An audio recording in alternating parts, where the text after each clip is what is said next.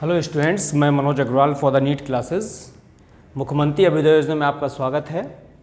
आज का जो आपका टॉपिक है वो है ह्यूमन हेल्थ एंड डिसीज़। ठीक है, तो हेल्थ एंड डिसीज़ दोनों है। तो सबसे पहले हमको पता होना चाहिए कि व्हाट इज़ हेल्थ, स्वास्थ्य एवं रोग। तो हेल्थ क्या है, what is health? It is a state of physical, mental and social wellbeing. शारीरिक रूप से, मानसिक रूप से और सामाजिक रूप से सब उत्तम है। दैट स्टेट माने अवस्था इज कॉल्ड द हेल्थ। ठीक है, हेल्दी की नहीं, हेल्थ की। And what is disease?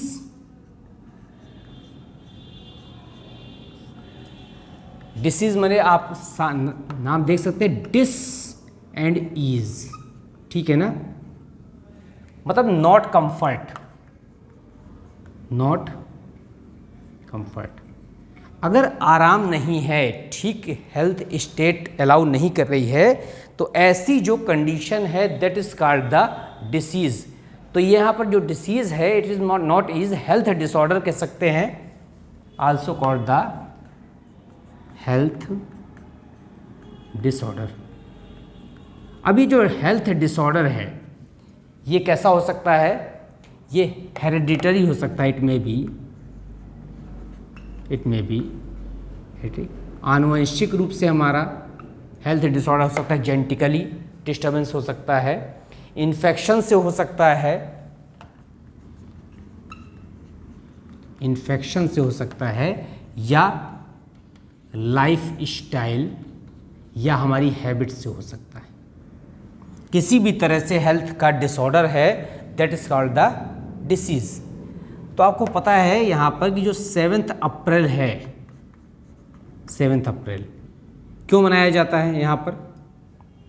World health day के रूप में 7 अप्रैल को, कि पूरे संसार में लोगों को स्वास्थ्य के प्रति क्या किया, जागरूक किया जाए कि it is the world health day. ठीक, अब यहां पर हमको कुछ टर्मिनोलॉजी पता होनी चाहिए हेल्थ और डिसीज के बारे में। सबसे पहले टाइप्स ऑफ डिसीज पढ़ने के पहले, ठीक है, टाइप्स ऑफ डिसीज पढ़ने के पहले हम क्या पढ़ेंगे कि जो वेरियस टर्म्स यूज होते हैं, जैसे यहां पर एटियोलॉजी वर्ड है, एटियोलॉजी। एक वर्ड होता है एपिडेमियोलॉजी। ये क्या है? टर्मिनोलॉजी है, terminology about health and disease. तो एक हो गया एटियोलॉजी, एक हो गया यहाँ पर एपिडेमियोलॉजी। ठीक है, तो अब हमको एक एक स्टेप पढ़ना है कि पहले एटियोलॉजी क्या होता है, फिर एपिडेमियोलॉजी क्या होता है। तो अगर हमको स्टडी ऑफ कॉज पढ़ना है, study of cause of disease, कि डिसीज जो रोग हुआ है या डिसऑर्डर हुआ है, वास्तव में उसका कारण क्या है, उसकी स्टडी जो है that is called the aetiology. अब जो यहाँ पर एपिडेमियोलॉजी होती है, तो mode of transmission of disease, study of mode of transmission of disease.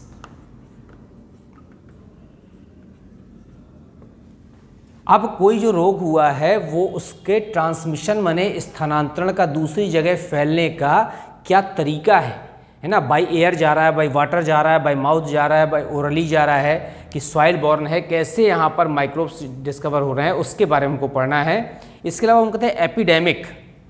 इस समय एपिडेमिक एक होता है पेंडेमिक। ठीक है, तो एपिडेमिक क्या होता है यहाँ पर कि जो डिसीज होती है उसकी स्प्रेडिंग पावर कितनी है। अगर वो पर्टिकुलर एक लोकल एरिया में है कि यहाँ पर आउटब्रेक है, तो outbreak of the disease, outbreak of disease, इसे क्या कहते हैं यहाँ पर? एपिडेमिक कहते हैं। कि महामारी शब्द यूज करते हैं। एक होता है पेंडेमिक, पेंडेमिक वर्ल्ड वाइड जो होती है। एक जॉन स्नो है यहाँ पर, Jon Snow is known as the father of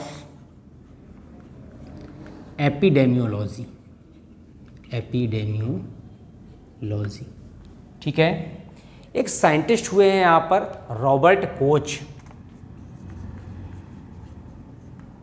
Robert Koch, इन्होंने क्या दिया है, कोच पोस्टुलेट्स दिया था, कोच पोस्टुलेट्स दिया था। फिर इसके अलावा यहाँ पर एक बहुत फेमस साइंटिस्ट हुए हैं, आपने नाम सुना होगा, लुई पास्चर। तो लुई पास्चर हैं, रॉबर्ट कोच हैं, जॉन स्नो हैं, एडवर्ड जेनर हैं, एडवर्ड जेनर।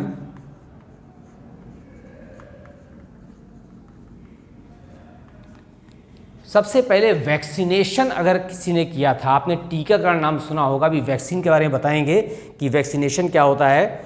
तो जो एडवर्ड जेनर हैं हमारे, सबसे पहले उन्होंने स्मॉल पॉक्स के लिए किया था वैक्सीनेशन, टीकाकरण अगेंस्ट स्मॉल पॉक्स, छोटी चेचक के बारे में जो यहाँ पर वैक्सीनेशन प्रक्रिया अप्लाई की थी, वो किसने की थी? हाँ ठीक है, क्लियर दिख रहा ना आपको। अब एक साइंटिस्ट हुए हैं यहाँ पर लुई पास्चर, उन्होंने यहाँ पर पास्चर इफेक्ट भी दिया है, आपने पास्चराइजेशन मिल्क के बारे में सुना है। तो रेबीज की वैक्सीन बनाई थी यहाँ पर लुई पास्चर ने, लुइस पास्चर, वैक्सीनेशन अगेन किसने? रेबीज। रेबीज जानते हैं, रेबीज का एक और नाम है, इसको हाइड्रोफोबिया भी कहते हैं। कुत्ते काटने भर से नहीं होता, जितने भी जंगली जानवर हैं, इसके अलावा बंदर, गाय, घोड़ा, इनके काटने से भी आपको क्या हो सकता है? रेबीज हो सकता है। उसमें आदमी पानी से डरता है, इसलिए उसको क्या कहते हैं? हाइड्रोफोबिया कहते हैं। तो जो जोसेफ लिस्टर हुए हैं, एक वॉन वेरिंग हुए हैं, जोसेफ लिस्टर एक बहुत फेमस साइंटिस्ट हुए, जो सबसे पहले जो यहाँ पर स्टरलाइजेशन वर्ड जो यूज़ किया था, तो एंटीसेप्टिक वर्ड यूज़ किया था यहाँ पर। तो first use the antiseptic surgery, first use of antiseptic surgery. Carbolic acid use किया था इन्होंने, फिनॉल यूज किया था, कार्बोलिक एसिड। एंटीसेप्टिक का मतलब है जर्म्स को मारने का सबसे पहला केमिकल साइंटिफिक रूप से जो यूज़ किया वो जोसेफ लिस्टर ने यूज़ किया है। बहुत फेमस साइंटिस्ट हुए हैं और बहुत ग्रेट वर्क किया उस समय उन्होंने। एक वॉन बियरिंग है, father of immunology, Von Behring father of passive immunology. दो तरह की इम्यूनिटी होती है, एक्टिव और पैसिव, उसको हम बाद में डिस्कस करेंगे। अब ये जो हमने यहाँ पर वर्ड्स यूज़ किए हैं, इसके बाद हम आते हैं यहाँ पर टाइप्स ऑफ डिसीजेस। बहुत डिटेल में पढ़ने से पहले हम यहाँ पर डिसीज की स्टडी करेंगे, द टाइप्स ऑफ डिसीजेस।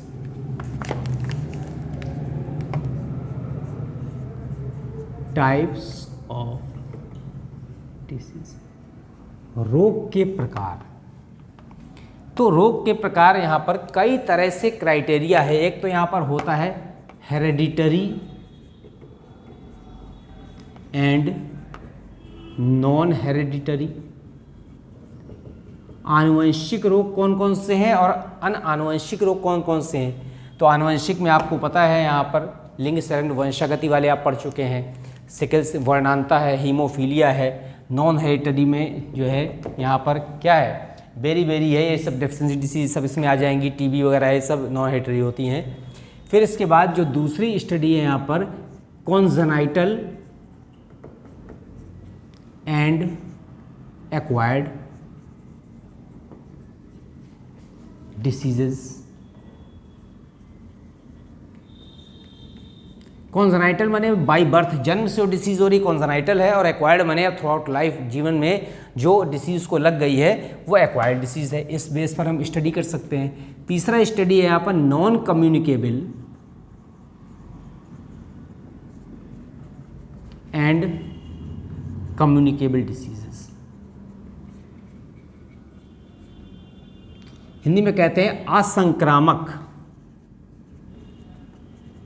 और संक्रामक। ऐसी डिसीज जो एक व्यक्ति से दूसरे में वेरियस मेथड्स से क्या हो रही है, ट्रांसफ़र हो रही है, ट्रांसमिशन हो रहा है, वो यहाँ पर कम्युनिकेबल है, और जो ऐसी नहीं हो रही है वो नॉन कम्युनिकेबल है। तो नॉन कम्युनिकेबल से डायबिटीज़ है, नॉन कम्युनिकेबल है, किसी के छूने से या किसी एयर सॉइल बॉर्न से नहीं हो सकती है, ठीक है। हमें यहाँ पर नाइट ब्लाइंडनेस है, रतौंधी है, तो नॉन कम्युनिकेबल है। ऐसा थोड़ी कि हमको रतौंधी है, कोई हमको छुएगा, हमारा जो है जूठा खा लेगा तो उसको हो जाएगी, नहीं। कम्युनिकेबल डिसीजेज़ एयर से, वाटर से, हम यहाँ पर जैसे टीबी है, ठीक है, और वो जो है संक्रामक होता है। इसी तरह से जो है क्या है, जुखाम है, इन्फ्लुएंजा है, कोल्ड है, ये कम्युनिकेबल है, संक्रामक है। तो हम यहाँ पर ये वाला जो डिवीज़न है डिसीज़ का वो लेते हैं non communicable and communicable disease, इसको स्टडी करना। अब नॉन कम्युनिकेबल डिसीज़ में पहले हम आते हैं असंक्रामक रोग, ठीक है, इसको और ऊपर लिख देते हैं, नॉन कम्युनिकेबल डिसीजेज, असंक्रामक रोग, not transmitted by air, water etcetera etcetera, ठीक। अब यहाँ पर जो नॉन कम्युनिकेबल डिसीज है इसको यहाँ पर फर्दर डिवाइडेड इनटू, पहला है यहाँ पर हेरेडिटरी डिसीजेस। ऐसी कौन सी आनुवंशिक बीमारियां हैं जो नॉन कम्युनिकेबल हैं? तो आपको पता है हेरेडिटरी डिसीज़ में यहाँ पर कौन कौन सी आई थी, जैसे कलर ब्लाइंडनेस आप ले लीजिए, वर्णांता, ठीक है। फिर इसके बाद हीमोफीलिया ले लीजिए,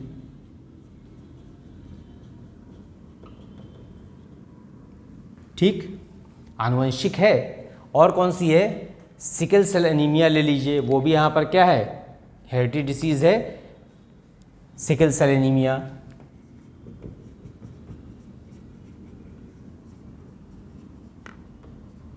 फिर इसके बाद RH फैक्टर से एक हो सकता है कौन, एरिथ्रोब्लास्टोसिस फीटैलिस, एरिथ्रोब्लास्टोसिस फीटैलिस हो सकता है, थैलेसीमिया हो सकता है। अब अगर आप यहाँ पर फिजियोलॉजिकल डिसीज़ भी ले लें यहाँ पर, तो उसमें कई ऐसी डिसीज़ हैं जैसे एल्केप्टोन्यूरिया,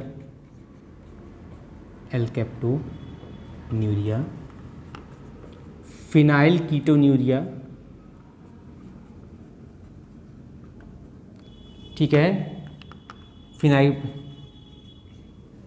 PTC, एल्बिनिज्म, रंजकहीनता, ठीक, these are the hereditary disease, non communicable के प्रकार हैं। दूसरा में यहाँ पर आते हैं डेफिशिएंसी डिसीजेस। डेफिशिएंसी डिसीज में अपूर्णता रोग कहते हैं, किसी न किसी चीज़ की डेफिशिएंसी से हो रहा है। जैसे यहाँ पर अगर आपके अंदर थायराइड में थायरॉक्सिन हार्मोन की कमी है तो क्या हो जाएगा, ग्वाइटर हो जाएगा। ग्वाइटर में किसकी डेफिशिएंसी है, यहाँ पर आयोडीन डेफिशिएंसी, ठीक है। अगर आपको नाइट ब्लाइंडनेस है, नाइट ब्लाइंडनेस, तो किसकी डेफिशिएंसी थी, विटामिन A डेफिशिएंसी, ठीक है। बेरी किसकी डेफिशिएंसी हो गई, यहाँ पर विटामिन B1 की हो गई डेफिशिएंसी। स्कर्वी हो गया, किससे हो रहा है, यहाँ पर विटामिन C की डेफिशिएंसी हो गई, ठीक है। फिर रिकेट्स हो गया, आपको किसकी डेफिशिएंसी हो गई, यहाँ पर विटामिन D की डेफिशिएंसी हो गई। तो ग्वाइटर है, नाइट ब्लाइंडनेस है, बेरी है, स्कर्वी है, रिकेट्स है, स्टरलिटी है, ठीक है, और ब्लड क्लॉटिंग नहीं हो रही है। ये सब डेफिशिएंसी जिससे किसी चीज़ की कमी से हो रही हैं। और इसके अलावा मेरास्मस और क्वारशियोरकर है, मेरास्मस है, क्वारशियोरकर, ये किसी कमी से है, due to deficiency of protein की कमी से हो सकता है। अब दो फैक्टर, हेरेडिटी हो गया, डेफिशिएंसी डिसीज हो गया। अब अभी और भी प्रकार हैं, एलर्जिक इफेक्ट हो सकता है, एलर्जी डिसीजेस। इसमें एग्जाम्पल है आपका हे फीवर, ठीक है, क्या हो सकता है, हे फीवर हो सकता है, ये भी ड्यू टू द एलर्जी। जैसे अस्थमा है, अर्टिकेरिया है, अस्थमा अर्टिकेरिया है। चौथे पार्ट में हम आ सकते हैं यहाँ पर, देखिए हेरिडिटरी हो गया, हेरिडिटरी के बाद हमने कौन सा लिया था यहाँ पर, एलर्जिक डिसीज लेके, डेफिशिएंसी डिसीज लिया, autoimmune disease and the organic disease. Autoimmune disease, autoimmune disease, नाम सुना है आपने, एक Hashimoto disease, due to the very very low amount of the thyroxine hormone. अगर बहुत ज़्यादा कम है तो एक हाशिमोतो डिसीज हो जाता है, हाशिमोतो डिसीज, ठीक है। उसमें जो है थायराइड ग्लैंड को ही ये ग्लैंड क्या कर दिए, सो इसका जो है हमारे शरीर की एंटीबॉडी नष्ट कर देती हैं। रूमेटिक हार्ट डिसीज है, ग्रेविस डिसीज भी है, ग्रेव्स डिसीज, ठीक। फिर इसके बाद हम आते हैं यहाँ पर ऑर्गेनिक डिसीजेज में।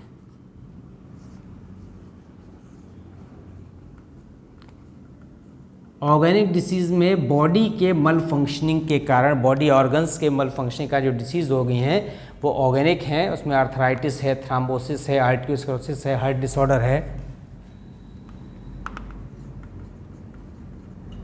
आर्ट्रियोसिस हो गया, यहाँ पर हार्ट डिसऑर्डर हो गया,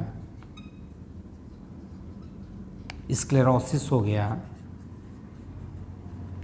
ये सब ऑर्गेनिक डिसीजेस हैं। फिर हम आते हैं इसके बाद, ऑर्गेनिक डिसीज के बाद लास्ट टाइप ऑफ डिसीज का अर्थ यहाँ पर इंजरी या अदर डिसीजेस। तो अदर डिसीजेस में आ सकते हैं, अदर डिसीज में आ जाएगा आपका obesity and hyper secretion of hormones, hormones के अधिक सिक्रीशन से हो सकता है। या फिर एक और ले लें यहाँ पर इंजरी डिसीज़, इंजरी में आपका स्प्रेन हो सकता है, ठीक है, फ्रैक्चर हो सकता है, मोच वगैरह ये सब आ जाती हैं। अब ये बहुत डिटेल में हमको नहीं पढ़नी है, हमको पढ़नी है डिटेल में कौन सी, कम्युनिकेबल डिसीजेस, नॉन हटा देते हैं, कम्युनिकेबल डिसीजेस हिंदी में कहते हैं संक्रामक रोग। ऐसी डिसीज जो एक व्यक्ति से दूसरे व्यक्ति तक के क्या हो रही हो, फैल रही हो, caused by the pathogens, caused due to pathogens, ठीक है। अगर किसी रोगजनक द्वारा कोई डिसीज़ हो रही है तो उसे कम्युनिकेबल कहते हैं। और कम्युनिकेबल डिसीज़ में यहाँ पर जो पैथोजन है, ये also called the infectious disease, also called the infectious disease. अब पैथोजन क्या है, what do mean by pathogen, pathos माने होता है suffering,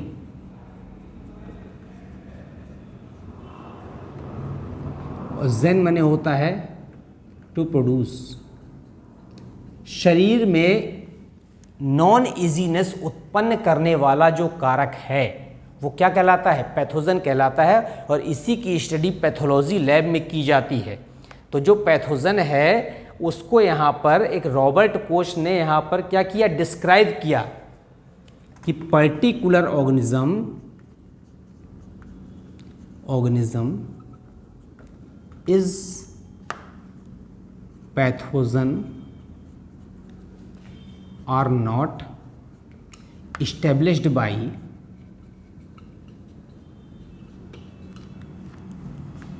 German scientist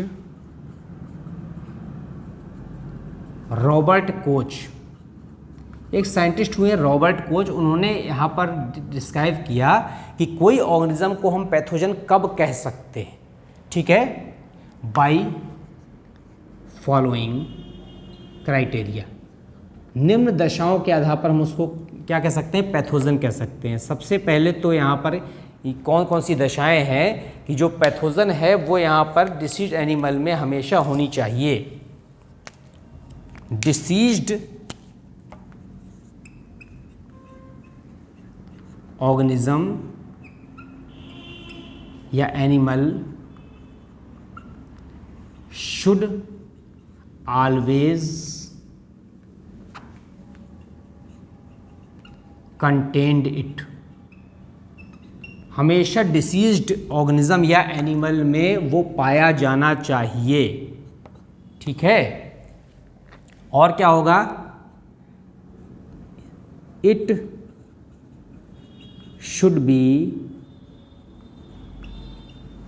extracted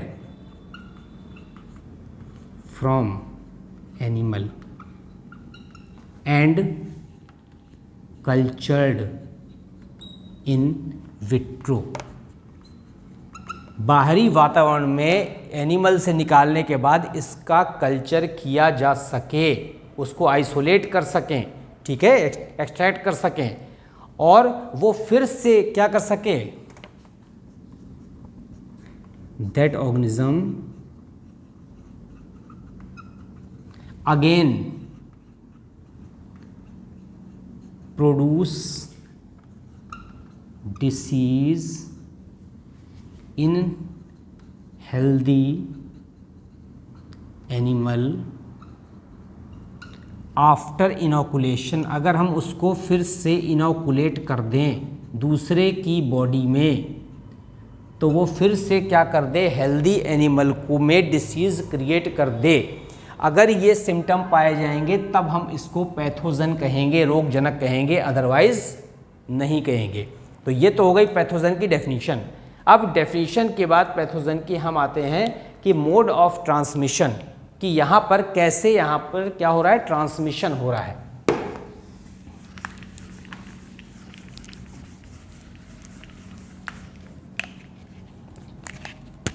the mode of transmission, the mode of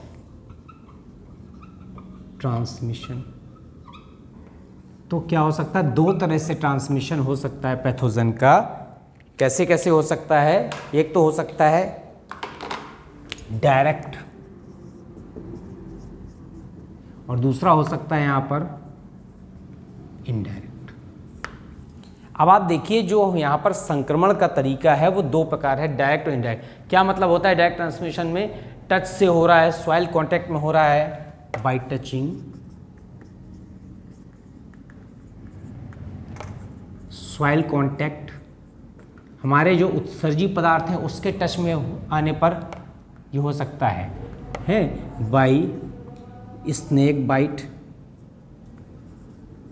bye snake या insect bite, इसके काटने से हो सकता है, ठीक है। इसके अलावा स्नीजिंग से हो सकता है, स्नीजिंग, कफिंग। स्नीजिंग समझ लीजिए आप, ठीक है ना, हमारे छींकने से हो रहा है। और इसके बाद ड्रॉपलेट इंफेक्शन कह सकते हैं इसको, ड्रॉपलेट्स।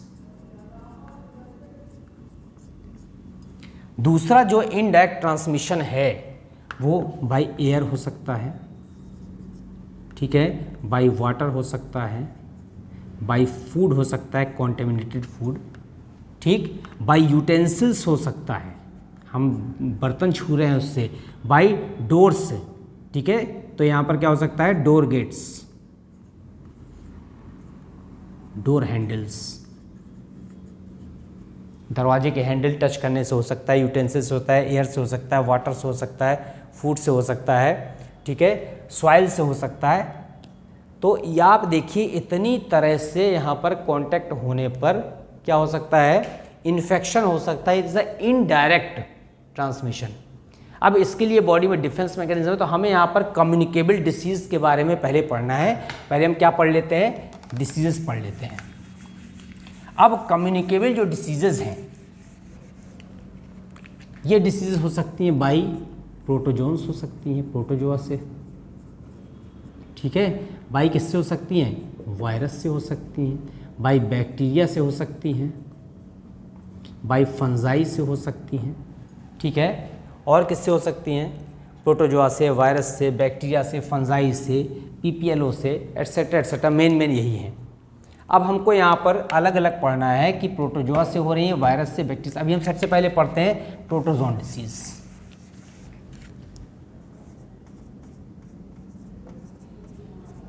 Protozoan diseases. अब प्रोटोजोन डिसीज में आपका आता है मलेरिया, ठीक है। सबसे पहले तो क्या है? मलेरिया प्रोटोजोआ से होता है। फिर क्या होता है यहाँ पर? एंटामीबा से अमीबी पेचिश डिसेंट्री,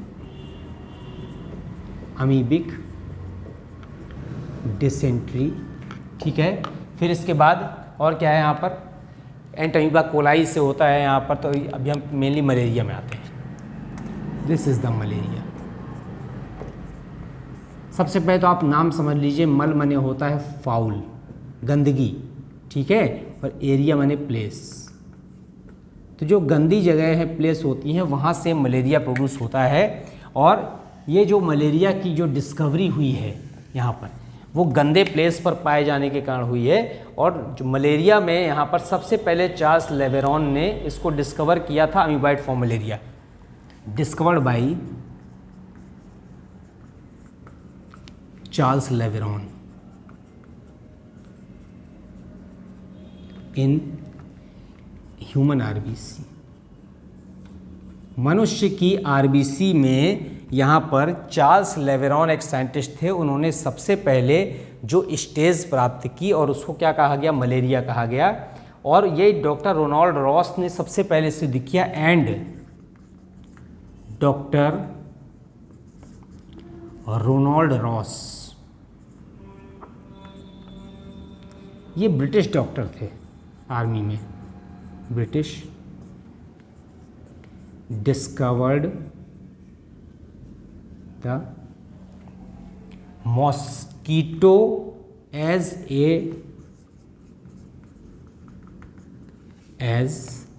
वेक्टर फॉर मलेरिया, कि मलेरिया रोग को फैलाने में किसका रोल है? यहाँ पर मच्छर का रोल है। ये डॉक्टर रोनाल्ड रॉस ने सबसे पहले क्या किया?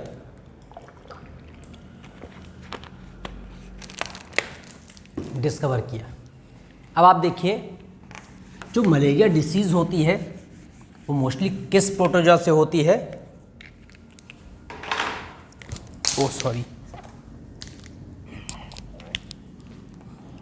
By Plasmodium. होती किससे है?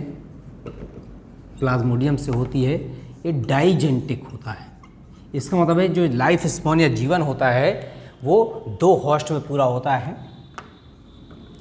Life cycle completed in 2 host.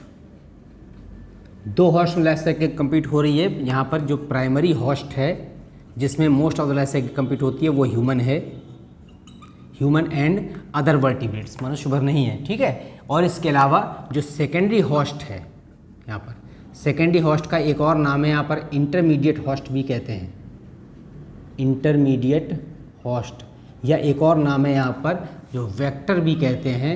वो कौन है? Female Anopheles mosquito. तो डाइजेंटिक हो गया। लाइफ साइकिल 2 होस्ट कंप्लीट होती है। प्राइमरी में जो है होस्ट में ह्यूमन एंड अदर वर्टिब्रेट्स हैं, और यहाँ पर जो सेकेंडरी है वो फीमेल एनाफिलीज है, और वो सेकेंडरी होस्ट भी कहलाता है, इंटरमीडिएट होस्ट भी कहलाता है, वेक्टर भी कहलाता है। अब हमको देखना है कि कौन कौन सी स्टेज ह्यूमन बीइंग में कंप्लीट हो रही हैं, कौन कौन सी किस में कंप्लीट हो रही हैं। यहाँ पर मॉस्कीटो में कंप्लीट हो रही हैं। तो यहाँ पर इंपॉर्टेंट वेराइटीज़ ऑफ प्लाज्मोडियम पहले हम देख लें।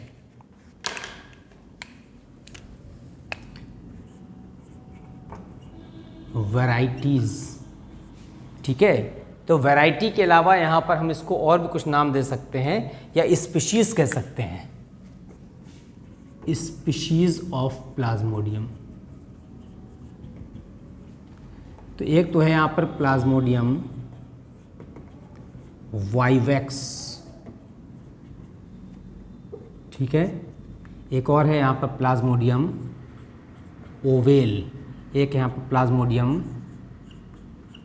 मलेरी, एक है Plasmodium falciparum. there are 4 species, 1 2 3 and 4। Plasmodium vivax, Plasmodium oval, Plasmodium malariae and Plasmodium falciparum. तो आप देखें ये बिनाइन टर्शियन मलेरिया प्रोड्यूस करता है, प्रोड्यूसेस बिनाइन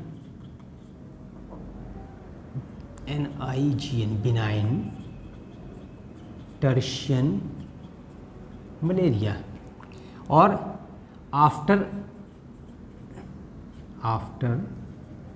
एवरी 48 आवर्स, हर 24 घंटे के बाद, हर 48 घंटे के बाद क्या आता है?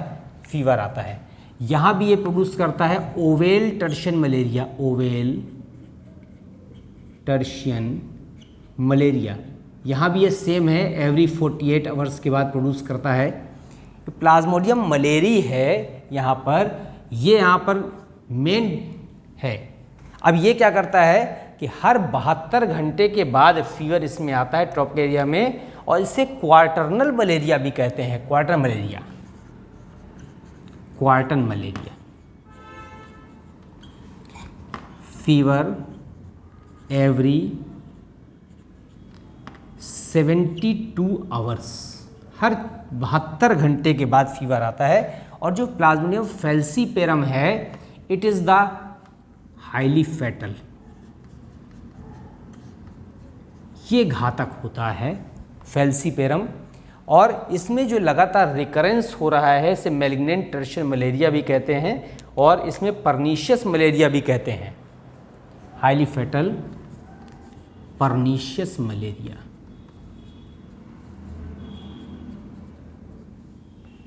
ठीक है, 4 वैरायटी या स्पीशीज़ हैं यहाँ पर प्लाज्मोडियम की। अब ये 4 स्पीशीज़ पढ़ने के बाद हम सीधे आ जाते हैं यहाँ पर कि जो लाइफ स्पान है प्लाज्मोडियम वाइवेक्स का। प्लाज्मोडियम वाइवेक्स,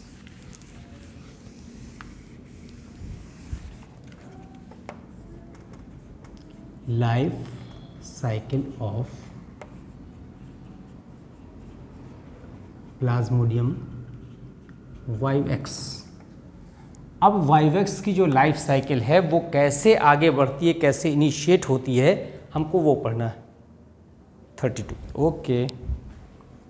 अब आप देखिए प्लाज्मोडियम, मैंने आपको बताया कि मनुष्य में और मॉस्किटो में 2 में इसकी लाइफ साइकिल पूरी होती है। तो ह्यूमन में इसकी एसेक्सुअल स्टेज होती है। इन ह्यूमन कौन सी स्टेज आ रही है यहाँ पर? Asexual stage mainly. ठीक है, अब यहाँ पर सबसे पहले ह्यूमन बींग्स में जो स्टेज आती है by the biting of mosquito, तो मॉस्किटो काटने से वो स्पोरोजोइट आता है। Sporozoite infective stage enters in human bye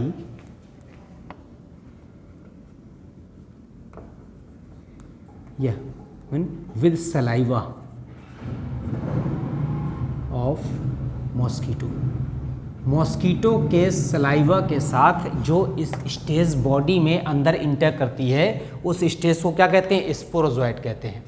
अब ये जो स्पोरोजोइट है, ये स्पोरोजोइट इंटर करता है हमारे किसमें? लीवर सेल्स में इंटर कर जाता है। अब लीवर सेल्स में जब बॉडी में इंटर करता है तो लीवर्स में लगातार ये मल्टीप्लाई करता है, और मल्टीप्लाइज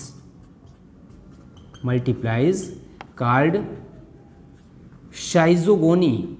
क्या कहते हैं इसको? शाइजोगोनी कहते हैं। तो लगातार लीवर में ये मल्टीप्लाई कर रहा है, इससे हमारे लीवर सेल्स क्या होते हैं? डैमेज होते हैं। और अब ये स्पोरोजोइट बॉडी में इंटर करके लीवर के अंदर लीवर को डैमेज कर रहा है, न्यूक्लियर डिवीजन कर रहा है, मल्टीपल फिशन कर रहा है, और फिर मल्टीपल फिशन के बाद लगातार ये क्या बना रहा है? मेटाक्रिप्टोमीरोजोइट्स बनाता है। तो डिवीजन करते करते divides continuously and converted into the meta क्रिप्टोमेरोजोइट्स। अब ये मेटा क्रिप्टोमेरोजोइट्स में क्या हो गया, कन्वर्ट हो गया। तो पहले यहाँ पर माइक्रो क्रिप्टोजोइट्स में कन्वर्ट होता था, माइक्रो क्रिप्टोमेरोजोइट्स। अब ये जो माइक्रो मेटा क्रिप्टोजोइट्स में कन्वर्ट हुआ है, हम इसको थोड़ा सा क्लियर नाम लिख दें कि शायद आपको समझ नहीं आ रहा होगा, माइक्रो क्रिप्टो मेटाजोइट। ठीक, अब माइक्रो मेटा क्रिप्टोजोइट में कन्वर्ट होने के बाद अब ये फिर से आ रहा है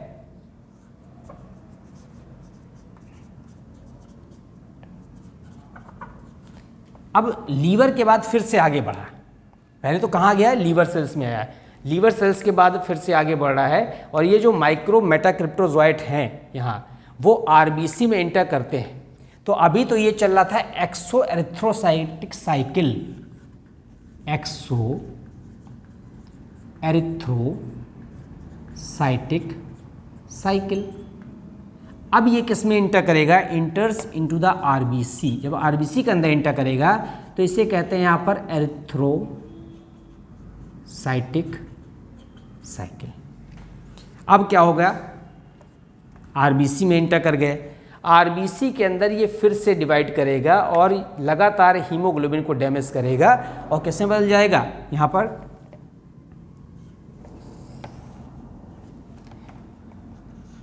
डैमेज द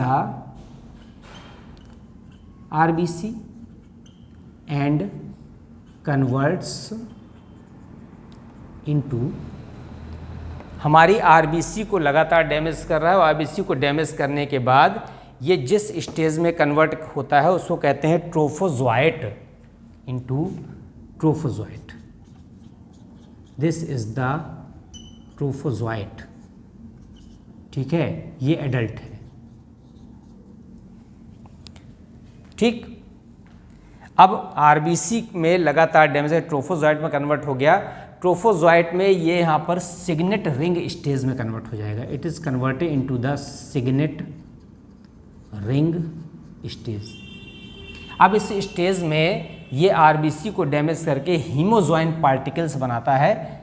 ठीक है, और ये जो हीमोजोइन पार्टिकल का मतलब हमारे आरबीसी बहुत तेज़ी से डैमेज होंगे तो हीमोजोइन बनता है और हीमोजोइन के बाद शफनस ग्रेन्यूल्स बनते हैं। हीमोजोइन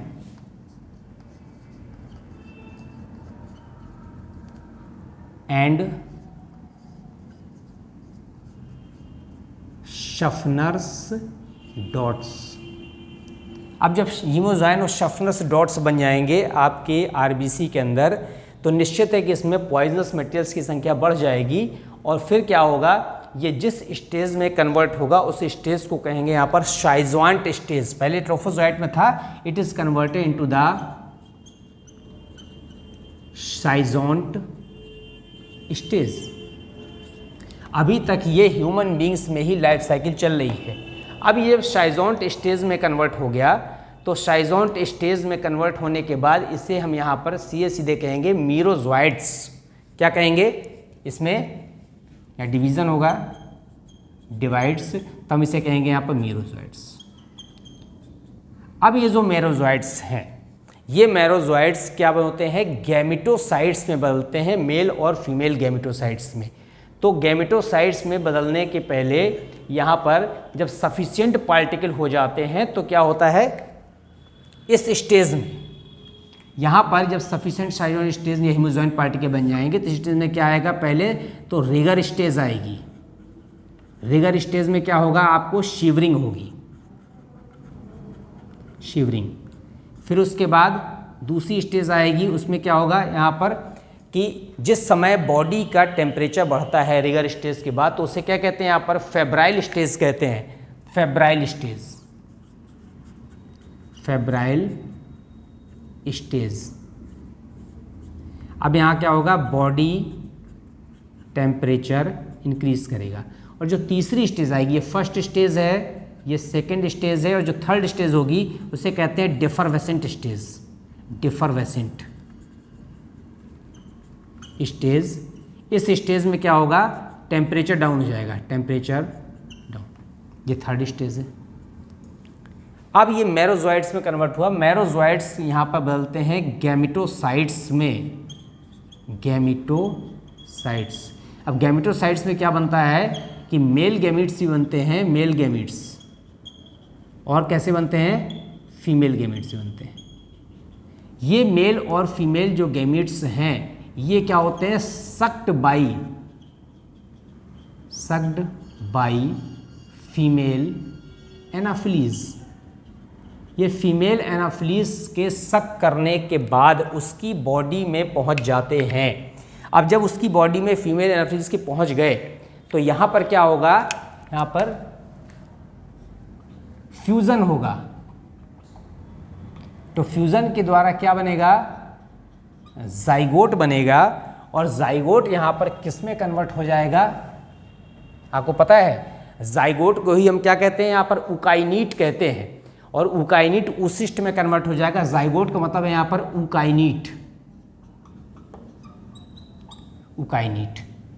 ये कन्वर्ट होगा यहाँ पर ऊसिस्ट में, और ऊसिस्ट यहाँ पर उसकी गट वॉल में प्रेजेंट हो जाएगी। कहाँ पर, मॉस्कीटो के गट में। और जो मॉस्कीटो के गट में ऊसिस्ट बन रहा है वो मियोटिक डिवीजन से फिर से क्या बनाएगा, in the gut, in gut of mosquito. और इसके बाद ये यहाँ पर कौन सा डिवीज़न होगा, मियोटिक डिवीज़न, मियोटिक डिवीज़न। और ये बदलेगा किसमें, स्पोरोजोइट्स में। और ये जो स्पोरोजोइट्स हैं, ये यही स्पोरोजोइट है जो फिर से किसमें इंटर करेगा, ह्यूमन बॉडी में, क्योंकि ये इन्फेक्टिव स्टेज है और ह्यूमन बॉडी में इंटर कर रहा है ये, और सलाइवा के साथ, और फिर से लीवर सेल में आएगा, यहाँ पे मल्टीप्लाई करेगा, शाइजोगोनी कहेंगे। फिर डिवाइड करने के बाद इसको कहेंगे माइक्रोमेटाक्रिप्टोजोइट, और फिर ये आरबीसी में इंटर करेगा, तब कहेंगे एरिथ्रोसाइटिक साइकिल। आरबीसी में जाने के बाद ये आरबीसी को डैमेज करेगा, उसके हीमोग्लोबिन को, और ये ट्रोफोजाइट में बदल जाएगा।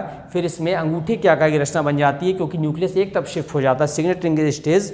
उसके बाद ये हीमोजॉइंट पार्टिकल्स बनाएगा, जिससे कांट से हमको क्या आता है, ठंड लगती है और फीवर आता है, rigor stage, febrile stage, defervescent stage. इसके बाद ये साइजोइंट के फिर से डिवीजन करेगा, तो बदलेगा मेरोजोइट्स में।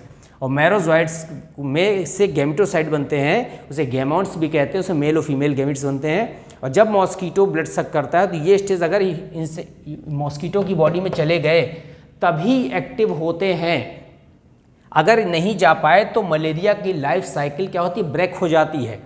तो यहाँ पर ये मच्छर द्वारा सक किए जाने पर फ्यूजन उसकी बॉडी में होता है, जाइगोट को काइनिट कहते हैं। फिर ये oocyst में कन्वर्ट होता है, म्योटिक डिवीजन से फिर से स्पोरोजोइट बनते हैं। इस तरह से पूरी लाइफ साइकिल किसकी, यहाँ पर प्लाज्मोडियम वाइवेक्स की चलती रहती है। तो ये हमको ये ध्यान रखना है। अब इसके बाद प्रिवेंशन एंड कंट्रोल।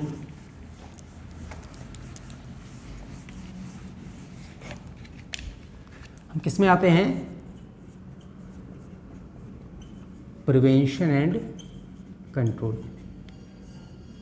बस कॉमन चीज़ें आपको पता है कि उससे बचने के लिए हम जगह जगह जाली लगा देते हैं, पानी को इकट्ठा नहीं होने देते हैं, उनके लार्वा को ब्रीड करने से रोकते हैं, रिस्पायरेशन करने से रोकते हैं। एक गैम्बूसिया फर्स्ट फिश आती है, गैम्बूसिया है ना, ये गैम्बूसिया क्या होती है, यहाँ पर इसके जो क्या होते हैं, एग्स होते हैं, उसको खा लेती है यहाँ पर। तो एक्स को अगर कंट्रोल करना है उसके, तो फिर क्या डालते हैं, गैम्बूसिया फिश है, इसके प्यूपा को खा लेती है, ठीक है, प्यूपा फीडर है, प्यूपा फीडर, इसका यूज़ करते हैं। इसके अलावा एंटी मलेरियल ड्रग्स यूज़ करते हैं, एंटी मलेरियल ड्रग्स। उस एंटी मलेरियल ड्रग्स में आपका कुनैन भी आता है, वो यूज़ किया जाता है मलेरिया की रोकथाम के लिए। और मलेरिया बहुत ज़्यादा फैटल डिसीज़ है, और मलेरिया रोग से बचने के लिए यहाँ पर प्रिकॉशन लेना बहुत ज़रूरी है। अब प्रतिवर्ष जो है 25 अप्रैल को 25 अप्रैल को मलेरिया अवेयरनेस डे मनाया जाता है। और मलेरिया इरेडिकेशन कंट्रोल गवर्नमेंट चलाती है यहाँ पर, कौन सा, मलेरिया WHO से आया था ये मलेरिया इरेडिकेशन प्रोग्राम। इस प्रोग्राम से के द्वारा बहुत ज़्यादा DDT छिड़का गया और पूरे वर्ल्ड से मलेरिया लगभग ख़त्म हो गया था, इंडिया से भी। लेकिन बाद में DDT के प्रति रेजिस्टेंस पावर फिर से आ गई, तो मलेरिया फिर से क्या हो गया, डेवलप हो गया। और डॉक्टर जो रोनाल्ड रॉस थे, जिन्होंने मॉस्कीटो को वेक्टर के फॉर्म में खोजा था, तो उनकी जो बर्थडे है यहाँ पर 13 मई को, उस नाम पर यहाँ पर ऑन 13 मई है ना, birthday of doctor Ronald Ross, birthday of doctor Ronald Ross. तो रोनाल्ड रॉस का बर्थडे जो 13 मई को होता है, उसके आधार पर यहाँ पर क्या मनाया जाता है, मॉस्कीटो डे मनाया जाता है 13 मई को। ठीक, मॉस्कीटो डे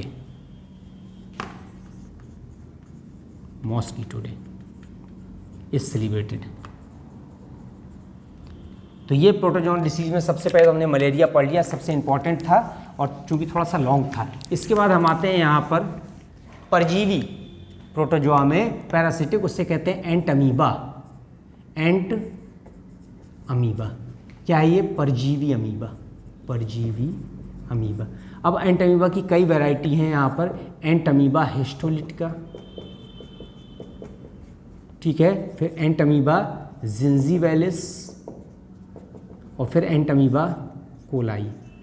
हमको तीनों पढ़ना है। जो एंट अमीबा हिस्टोलिटिका है, it is causes the amoebic dysentery, amoebic पेचिश। अब इसका जो स्ट्रक्चर होता है एंट अमीबा हिस्टोलिटिका का, ये यहाँ पर जो स्यूडोपोडिया होता है वो केवल एक ही होता है, इसके अलावा और सारे में स्यूडोपोडिया कई हैं। ह्यूमन गट में पाया जाता है, लैम्बेल ने डिस्कवर्ड किया था, डिस्कवर्ड बाय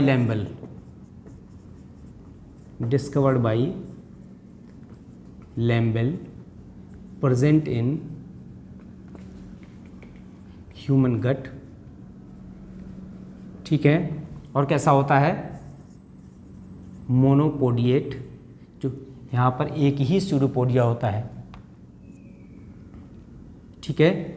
जो पादाब हैं यहाँ पर, ठीक है, वो क्या है, यहाँ पर एक ही है, सिंगल स्यूडोपोडिया।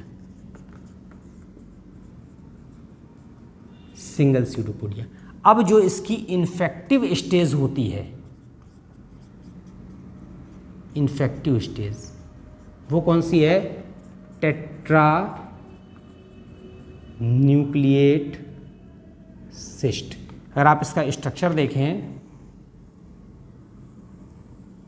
ऐसा स्ट्रक्चर होता है, ये एक्टोप्लाज्म और एंडोप्लाज्म में डिस्ट्रीब्यूटेड है। और यहाँ पर जो इन्फेक्टिव स्टेज है वो टेट्रा न्यूक्लिएट सिस्ट है, मतलब एक 4 केंद्रकीय क्या बनता है, सिस्ट बनता है। और जो एडल्ट बॉडी है इसको ट्रोफोजोइट कहते हैं, ट्रोफोजोइट एडल्ट। ये यहाँ पर क्या है, एक्टोप्लाज्म है, ये अंदर एंडोप्लाज्म है, ये यहाँ पर फूड वैक्यूल्स हैं, एक यहाँ पर क्या है, न्यूक्लियस है, ये क्या है, ये फूड वैक्यूल्स हैं, ये क्या है, यहाँ पर स्यूडोपोडिया है। टेट्रा न्यूक्लिएट सिस्ट की क्या इन्फेक्टिव स्टेज है, और ये ह्यूमन मोनोजेंटिक होता है, मोनोजेंटिक। इसका मतलब इसकी लाइफ साइकिल एक में ही पूरी हो जाती है, केवल ह्यूमन बींग्स में ही। और जो एक्सक्रीटिव मटेरियल ह्यूमन बींग से बाहर निकलते हैं वो फिर से यहाँ पर इन्फेक्टेड फूड द्वारा, infected food, water and unhygienic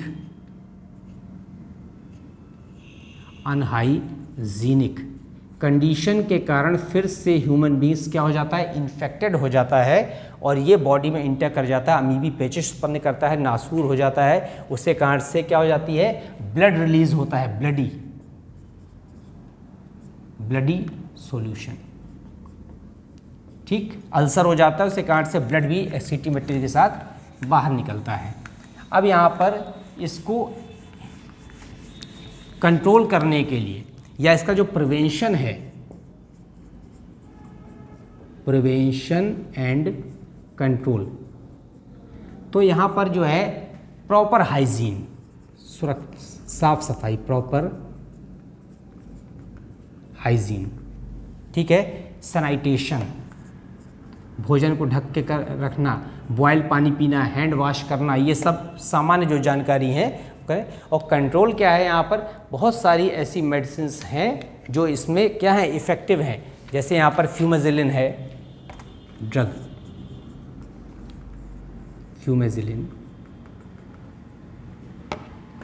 फ्यूमेजिलिन के अलावा बहुत सारी मेट्रोजिल दे सकते हैं, मेट्रोजिल, ये सारी ड्रग्स इसके लिए यूज़फुल हैं। फिर हम आते हैं एंटमीबा जिंजीवैलिस में, एंटमीबा जिंजीवैलिस। अभी तक ये कंफर्म नहीं हुआ है कि ये कौन सी डिसीज़ कॉज करता है, लेकिन जो पायरिया के पेशेंट होते हैं उसमें एंटमीबा जिंजीवैलिस बहुत पाया जाता है और ये गम्स में होता है। और गम्स के अलावा जो इसकी इन्फेक्टिव स्टेज है ट्रोफोजोइट ही होती है, यह भी मोनोजेंटिक होता है, monogenetic, present in gums of human and trophozoite is infective stage, trophozoite infective stage होती है and leads to pyorrhea. Pyorrhea को क्या कर देता है, बढ़ा देता है। और जो कॉन्टेमिनेशन होता है, संक्रमण, कॉन्टेमिनेशन बाई किसिंग, ठीक, इसके लिए भी यहाँ पर क्या होती हैं, एंटी प्रोटोजोन ड्रग्स आती हैं, वो ले सकते हैं। इसके बाद आता है एंटमीबा कोलाई, कहाँ पाया जाता है, present in colon, present in colon, मनुष्य की बड़ी आंत में या कोलन में पाया जाता है और ये कॉमन सेलिज्म के थ्रू रहता है और ऑक्टा न्यूक्लियस इन्फेक्टिव स्टेज है, infective stage octa nucleate cyst, 8 nucleus होते हैं सिस्ट में, वो इन्फेक्टिव स्टेज है और कॉमेंसल होता है। ये पाया, ये सोचा जाता है, ये माना जाता है कि ये हमारे लिए क्या नहीं है, हार्मफुल नहीं है। These are the protozoan. इसके अलावा जो प्रोटोजोन डिसीज़ में हम आते हैं किसमें, काला आजार, काला आजार, लेशमैनिया डोनोवेनाई से होता है, बाई लेशमैनिया डोनोवेनाई। ये भी कैसा होता है, डाइजेंटिक होता है। जो प्राइमरी होस्ट है यहाँ पर, ठीक है, वो ह्यूमन भी है, वर्टिब्रेट्स भी हैं। और जो सेकेंडरी होस्ट है, सेकेंडरी होस्ट वो क्या है, देखिए 2 डिसीज़ हैं, एक है यहाँ पर काला आजार, ठीक है, तो यहाँ पर लेशमैनिया डोनोवेनाई से होता है और ये सैंड फ्लाई फ्लीबोटोमस कहते हैं। सेकेंडरी होस्ट है यहाँ पर सैंड फ्लाई, सैंड फ्लाई इसको कहते हैं फ्लीबोटोमस। अब इसको दमदम फीवर भी कहते हैं, दमदम फीवर। होता क्या है, लेशमैनिया डोनोवेनाई जो काला आजार है वो मनुष्य में क्या करता है, हमारी आरबीसी को डैमेज करता है और जब इस और आरबीसी को डैमेज करने के कारण इसको ओरिएंटल सोर भी बोलते हैं।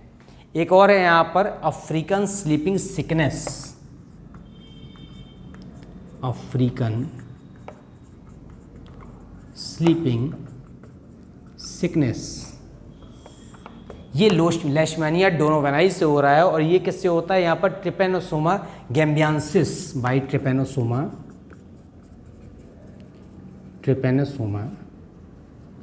गैम्बियंसिस। अब ये भी डाइजेंटिक है,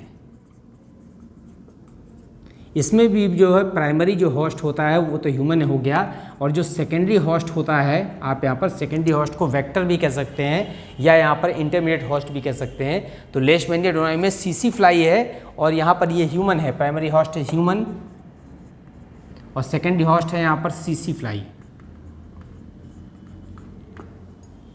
अफ्रीकन स्लीप। इसमें इतनी वीकनेस आ जाती है कि व्यक्ति सोते सोते ही उसकी क्या हो जाती है, कैजुअलिटी हो जाती है, डेथ हो जाती है। तो अब हम आते हैं यहाँ पर डिसीज कॉज्ड बाई प्रोटोजोन के बाद डिसीज बाय हेलमिंथ।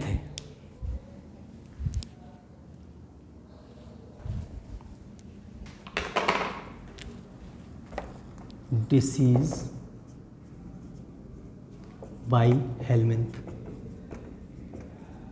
हेलमिंथ में आपको एक एस्केरियासिस पता है, मैं बहुत डिटेल में नहीं जाऊंगा एस्केरियासिस में, ठीक है। किससे होता है यहाँ पर एस्केरियासिस? एस्केरिस से होता है। और एक होता है यहाँ पर एलिफेंटियासिस। एलिफेंटियासिस को हाथी पाँव कहते हैं। इसका एक और नाम है, इसको फाइलेरियासिस भी बोलते हैं, फाइलेरियासिस, ठीक है। किससे होता है? ये वुचिरेरिया बैंक्रॉफ्टाई से होता है, वुचिरेरिया बैंक्रॉफ्टाई, ठीक है। और ये तो यहाँ पर जो है प्राइमरी होस्ट हो गया। जो इसका वेक्टर है वो कौन है? आपको पता है कि किससे ट्रांसफर होता है? ये मॉस्किटो से ट्रांसफर होता है। तो ये यहाँ पर लिम्फेटिक वेसल्स में पाया जाता है और मॉस्किटो से क्या होता है? ट्रांसफर होता है। तो मॉस्किटो इसका प्राइमरी होस्ट ह्यूमन हो गया और सेकंड क्या हो गया? क्यूलेक्स मॉस्किटो हो गया, क्यूलेक्स मॉस्किटो। और प्राइमरी आपको पता है प्राइमरी होस्ट कौन है? ह्यूमन है। Affects the lymphatic system, affects the, किसको अफेक्ट करता है? लिम्फेटिक सिस्टम को अफेक्ट करता है। इसके कारण से हमारी लिम्फ वेसल्स डैमेज हो जाती हैं और उसके कारण से पूरा लिक्विड हमारी ग्रेविटी के कारण इकट्ठा हो जाता है। इसीलिए इसको यहाँ पर क्या कहते हैं? हाथी पाँव कहते हैं। अब इसके लिए एंटी जो है फाइलेरियल ड्रग्स यूज़ की जाती हैं, तो वो ड्रग्स के द्वारा जो है इसको क्या कंट्रोल किया जा सकता है। इसके अलावा बचाव के लिए हम यहाँ पर क्या कर सकते हैं? मॉस्किटो को या मॉस्किटो रिपेलेंट क्रीम लगा सकते हैं। फिर आप disease caused by the fungi, disease by fungi. Fungi में जो यहाँ पर कम्युनिकेबल डिसीज़ में जो आती हैं वो कौन कौन सी हैं आपको पता है? हमारे यहाँ पर जो दाद खाज खुजली होती है, रिंग वर्म है, एथलीट्स फुट है, कैंडिडियासिस है, रिंग वर्म, ठीक है, candidiasis, athletes foot, athletes foot, ठीक। इन सब फंगस से होती हैं और एंटी फंगल ड्रग्स द्वारा इन सब डिसीज़ को क्या किया जा सकता है? ठीक किया जा सकता है। तो ये मोस्टली माइक्रोस्पोरम और trichophyton caused by ringworm, caused by microsporum and Trichophyton,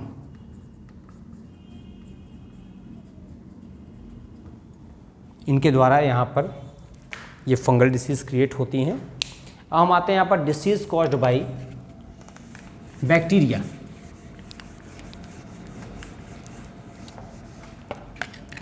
disease caused by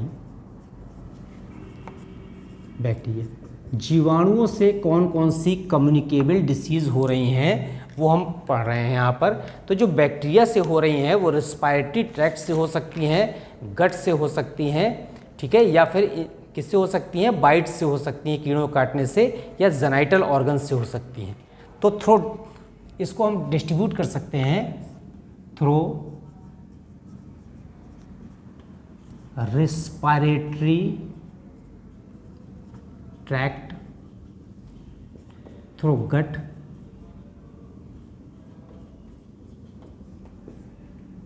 throw insects, insect bite, ठीक है, या फिर किससे हो सकता है यहाँ पर? जेनाइटल ऑर्गन से हो सकती है, ठीक है, जनन अंगों के द्वारा या स्किन के द्वारा हो सकता है। जेनाइटल ऑर्गन्स में हम जनन अंग भी लिख सकते हैं। तो अब किसके द्वारा डिसीज़ हो रही है वो हमको देखना है।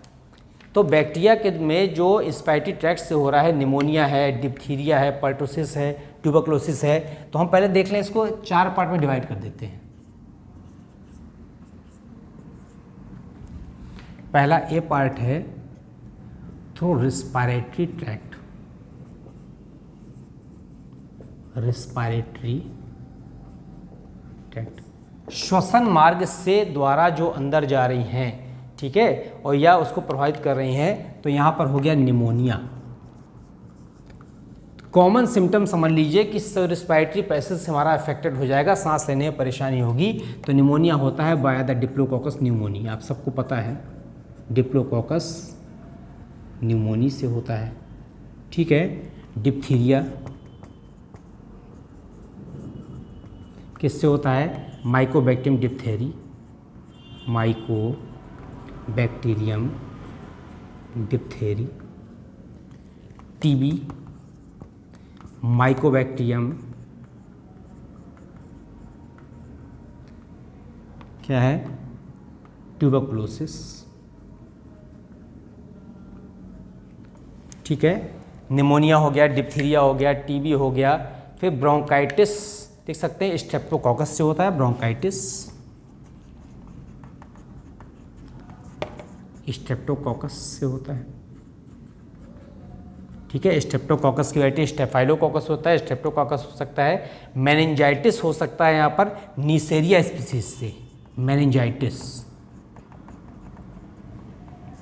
नीसेरिया स्पीसीज से। इतनी तरह की जो वैरायटी हैं वो रिस्पायरेटरी ट्रैक्ट द्वारा इंटर करते हैं बैक्टीरिया, और सब में रिस्पायरेटरी प्रॉब्लम आती है और सांस लेने में परेशानी होती है, और उसका जो अलग अलग ट्रीटमेंट अलग अलग प्रकार से हो सकता है, ठीक है। अब हम इसके बाद आते हैं थ्रो गट। एलिमेंट्री कैनाल के द्वारा कौन कौन सी बैक्टीरियल डिसीज ह्यूमन बींग्स में हो सकती हैं या अफेक्ट कर सकती हैं? आपको पता है यहाँ पर गट पोलियो हो रहा है, यहाँ पर सॉरी पोलियो वायरल डिसीज है। गट के द्वारा जो हमारे यहाँ पर, एक तो हमारा यहाँ पर फूड पॉइजनिंग है, ठीक है। कॉलरा हो सकता है, कॉलरा किससे हो सकता है? यहाँ पर कॉलरा बताइए। Who is the causal organism of the cholera? हैजा कहते हैं कॉलरा को। विब्रियो कॉलरी से हो रहा है, किससे? Vibrio cholerae. फिर टाइफाइड कौन से बैक्टीरिया से हो रहा है? सैल्मोनेला टाइफोसा, ठीक है। बोटुलिज्म एक फूड पॉइजनिंग का बैक्टीरिया होता है, क्लॉस्ट्रीडियम बोटुलिनम, क्लॉस्ट्रीडियम बोटुलिनम। ये जो बैक्टीरिया है ये फूड पॉइजनिंग के लिए रिस्पॉन्सिबल है, उसी को हम यहाँ पर सामान्य रूप से क्या कह सकते हैं? बोटुलिज्म कह सकते हैं। और फिर इसके बाद हम आते हैं थ्रू स्किन या insect bite. Through insect bite या फिर skin, through skin wounds insect bite. किसी भी तरीके से स्किन से अगर इंसेक्ट प्रवेश कर रहा है, इंसेक्ट के काटने से बैक्टीरिया इंटर कर रहा है और डिसीज कॉज कर रहा है, उसके लिए है। तो ये प्लेग हो सकता है, रिलैप्सिंग फीवर हो सकता है। सबसे पहले एक इम्पॉर्टेंट है प्लेग, ठीक है। पास्चुरेला पेस्टिस से होता है, बाय पास्चुरेला पेस्टिस। और इसका जो किस में पाया जाता है? ये पाया जाता है रैट फ्ली में। और रैट फ्ली किसके अंदर पाया जाता है? रैट में। तो ये पाया जाता है यहाँ पर रैट फ्ली में, रैट फ्ली पाया जाता है रैट में, और इसके कारण से यहाँ पर प्लेग होता है। हाईली डेंजरस डिसीज़ है, एपिडेमिक थी पहले, गांव की गांव प्लेग से क्या हो जाते थे? ख़त्म हो जाते थे। फिर इसके बाद प्लेग के बाद जो नेक्स्ट कॉमन डिसीज़ आती है वो आती है लेप्रोसी। इसमें हाथ पैर सुन्न हो जाते हैं, माइकोबैक्टीरियम लेप्री कहते हैं इसको, माइकोबैक्टीरियम लेप्री, लेप्री। हाथ पैरों में सेंसेशन खत्म हो जाता है, संवेदनहीन हो जाते हैं, उसको यहाँ पर लेप्रेसी से कुष्ठ रोग भी कहते हैं। इसके अलावा यहाँ पर टिटनेस है, क्लॉस्ट्रिडियम टिटेनी से, tetanus caused by the Clostridium tetani, as well as relapsing fever. Relapsing fever नाम सुना है आपने? रिलैप्स बार बार ये फीवर जो है कंटिन्यू इसका अटैक होता है, बोरेलिया स्पीशीज से होता है, यहाँ पर बोरेलिया स्पीशीज से। These are the various bacterial disease, communicable disease and transmitted by the skin, wound या इंसेक्ट बाइटिंग एट्सेट्रा। तो आपको पता है कि ये यहाँ पर ये किससे होता है, ट्रांसमिटेड बाय द लाउस, जुएं द्वारा, यहीं से बैक्टीरिया हमने लिखा है। अब हम आते हैं यहाँ पर कौन सा, through genital organs. Bacterial disease जो जेनाइटल ऑर्गन्स से इंटर कर रही हैं बॉडी के अंदर, वो भी बैक्टीरियल डिसीज, जीवाणु जनित बीमारी। तो बहुत कॉमन आपने नाम सुना होगा, एक सिफिलिस है और एक गोनोरिया है। सिफिलिस जनन अंगों में सूजन आ जाती है यहाँ पर, और एक है यहाँ पर gonorrhoea. Treponema pallidum caused by the Treponema pallidum and caused by the Neisseria gonorrhoeae। Neisseria gonorrhoeae, आपको ये कॉमन जानकारी होना चाहिए कि किस तरह से कोई डिसीज़ का जो पैथोजन है या डिसीज़ कॉजिंग ऑर्गेनिज्म है बॉडी में इंटर कर रहा है, फिर उसके बाद वो क्या क्या अफेक्ट कर रहा है, साइड इफेक्ट क्या है, फिर हम उसको जो है प्रिकॉशन क्या करें, उसको रोकें और उसको कंट्रोल किया कर सकते हैं। नेक्स्ट टॉपिक में हम पढ़ेंगे डिसीज कॉज्ड बाय वायरस। तो वायरस से मनुष्य में कौन कौन सी ह्यूमन बींग्स में डिसीज़ हो रही हैं। फिर इसके बाद हम आएंगे टॉपिक में किसमें, वैक्सीन में बताएंगे आपको how many types of vaccine, first generation, second generation, third generation. और फिर उसके बाद जो इम्यूनिटी टॉपिक है उसमें आ जाएंगे, और इम्यूनिटी टॉपिक में हमारी एक्टिव इम्यूनिटी, पैसिव इम्यूनिटी, इसको करने के बाद नेक्स्ट टॉपिक में आएंगे। Okay, thank you.